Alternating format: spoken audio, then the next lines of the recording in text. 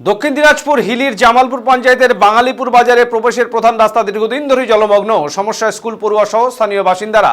দীর্ঘদিন যাবৎ জামালপুর গ্রাম পঞ্চায়েতের বাঙালিপুর বাজারের সামনে জমে রয়েছে জল। সমস্যায় পড়েছেন স্থানীয় বাসিন্দারা। এই বাজারের রাস্তা দিয়েই যেতে হয় বাঙালিপুর জুনিয়র হাই স্কুলের পড়ুয়াদের। পাশাপাশি এই রাস্তা দিয়ে স্থানীয় বাঙালিপুর উপস্বাস্থ্য কেন্দ্রে যেতে হয় রোগী ও গর্ভবতী মহিলাদের। শুধু তাই নয়, এই রাস্তা দিয়ে স্থানীয় প্রাথমিক বিদ্যালয়ের ছাত্রছাত্রীরাও যাতায়াত করেন। এর ফলে রীতিমতো সমস্যায় জর্জরিত এই এলাকার প্রায় 1000 বাসিন্দা।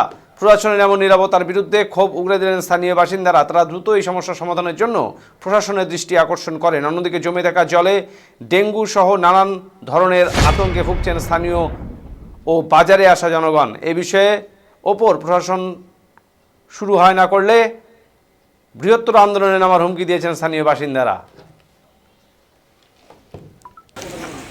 আপনার নাম? আমার নাম যোগেশ কর্মকার। আপনাদের এখানে সমস্যা কতদিন থেকে?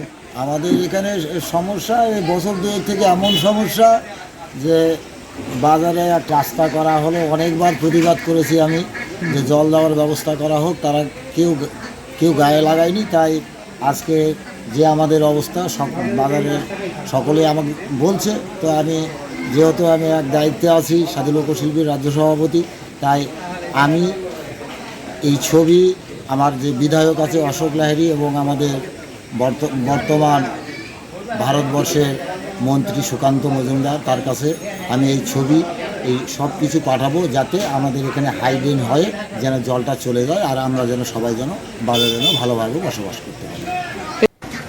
দাদা আপনার নাম? আমি নিখিল পাহান, পঞ্চায়েত সমিতি মেম্বার। আপনি এখানে কেন এসেছেন?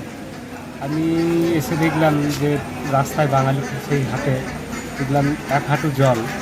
এই জল যে নিষ্কাশন, সেই বিষয়টা দেখবার জন্যই আসছিলাম।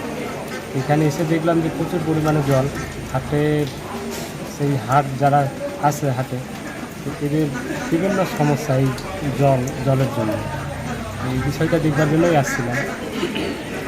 তো কী ব্যবস্থা করার ইচ্ছা আছে?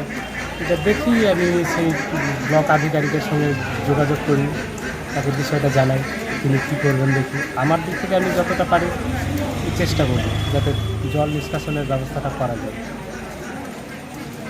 ঠিক আছে, ধন্যবাদ আপনাকে।